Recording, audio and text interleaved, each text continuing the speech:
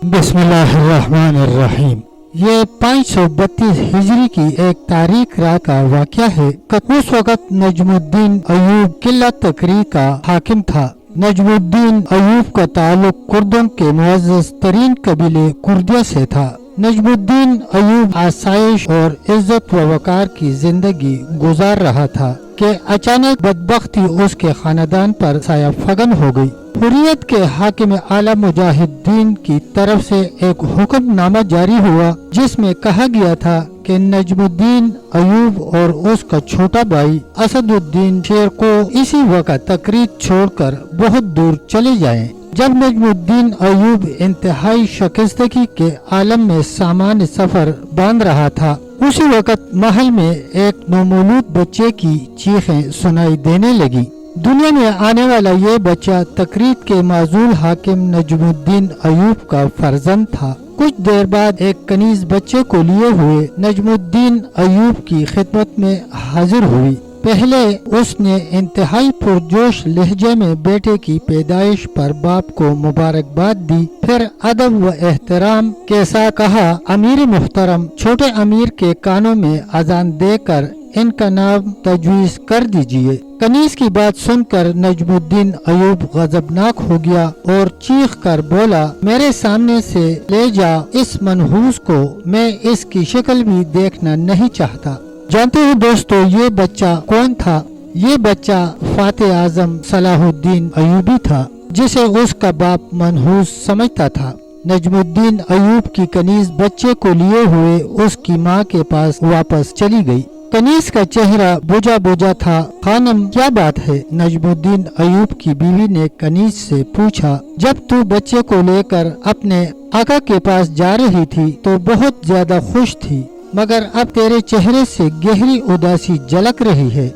आखिर इसकी क्या वजह है? कनीज खानम ने बच्चे को अपनी मालका के पहलू में लिटाया और उदास लहजे में कहने लगी कि आका अपने बेटे की पैदाइश से खुश नहीं है। नजमुद्दीन अयूब की बीवी के चेहरे पर हैरत व फिक्र के साए लरसने लगे। आखिर मेरे बच्चे में क्या खराबी है? वो खूबसूरत है, उसके हाथ पाँव सही सलामत हैं। माँ के लहजे से नागवारी का रंग झलक रहा था।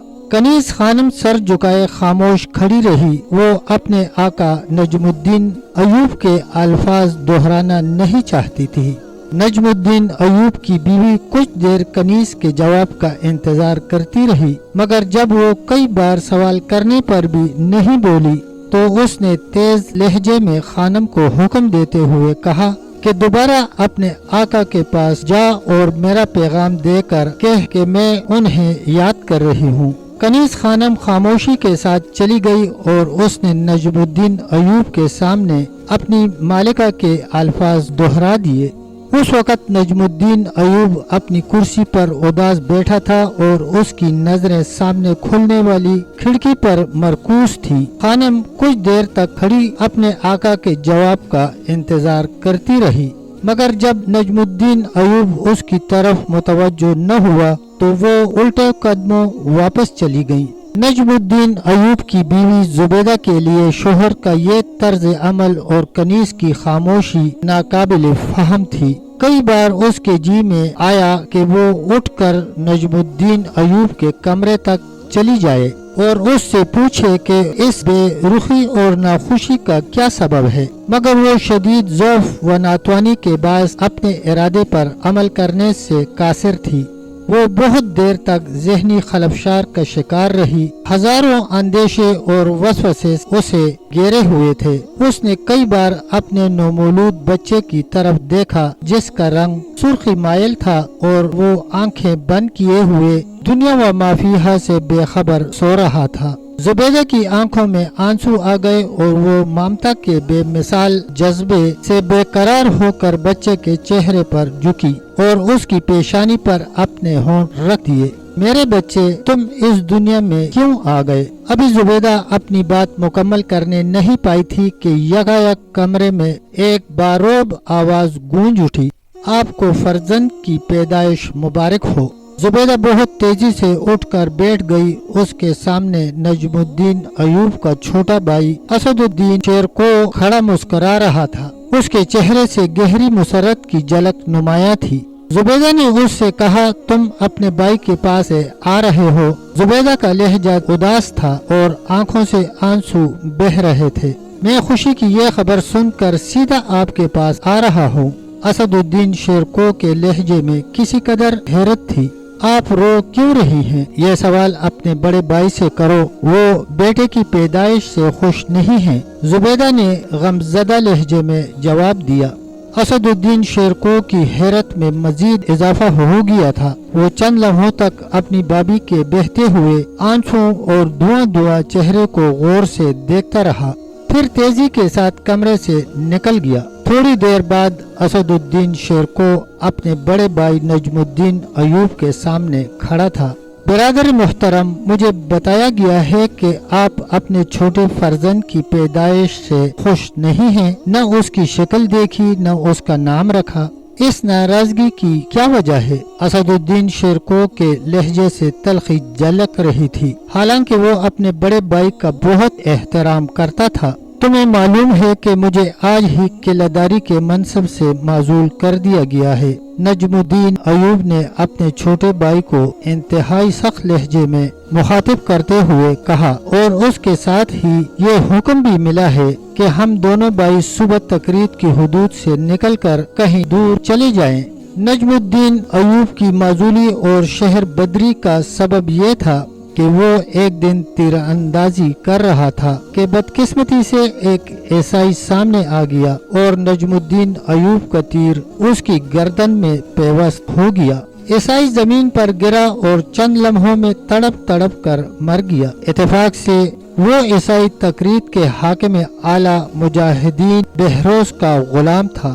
نجم الدین ایوب نے بہت عاجزانہ لہجے میں اپنی صفائی اور معذرت پیش کی، مگر بہروز نے اس کی کوئی دلیل قبول نہیں کی اور شدید غضب کی حالت میں حکم دیتے ہوئے کہا، برسوں کی خدمت کے صلے میں بس اتنی رعایت دی جا سکتی ہے کہ تم دونوں بھائی ہمیشہ کے لیے اپنے ناپسندیدہ چہرے میری نظروں کے سامنے سے گم کر دو۔ اسد الدین شیرکو نے بڑی اذیت و کرب کے ساتھ حاکم اعلی مجاہدین بہروز کا حکم سنا اور پھر اداس لہجے میں کہنے لگا، برادر معظم، یہ سب نوشتہ تقدیر ہے، کبھی تخت شاہی اور کبھی تخت مرگ، یہی دنیا کا نظام ہے۔ جب میرا بڑا بیٹا توران شاہ پیدا ہوا تو میں ایک سپاہی کے عہدے سے ترقی پا کر تقرید کا قلعہ دار بن گیا۔ نجم الدین ایوب نے چیختے ہوئے کہا، اسے اپنے اعصاب پر ذرا بھی قابو نہیں رہا،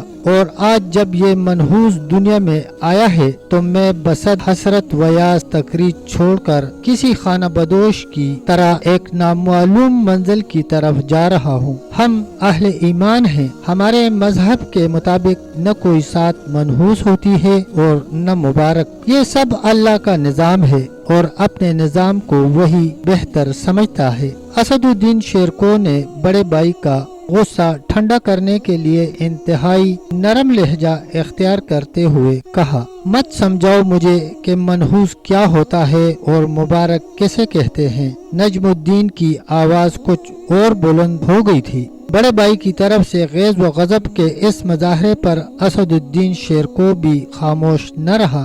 گستاخی معاف، عیسائی غلام کا قتل آپ کے ہاتھوں سے ہوا ہے، پھر اس معصوم بچے کو یہ سزا کیوں دی جا رہی ہے؟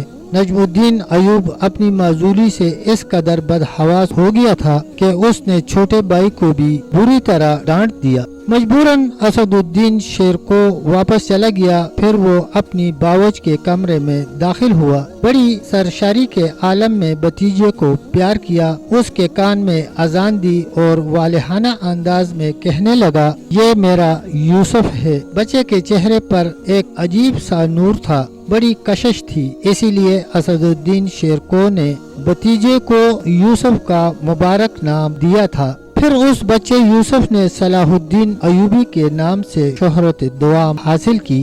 یہ ایوبی خاندان پر بڑا گراں وقت تھا۔ کئی سال کی شدید محنت اور جانفشانی کے بعد نجم الدین قلعہ داری کے منصب تک پہنچا تھا اور پھر چند گھنٹوں میں اسے سب کچھ چھن گیا۔ نجم الدین ایوب کا اقتدار اس مکان کی طرح تھا جسے زر کثیر خرچ کرنے کے بعد تعمیر کیا گیا ہو اور زلزلے کے ایک جھٹکے نے اسے زمین بوس کر دیا ہو۔ وقت تیزی سے گزرتا رہا اور تقرید کے حاکم اعلیٰ مجاہد الدین بہروز کے حکم کی تعمیل میں صرف ایک دن رہ گیا تھا۔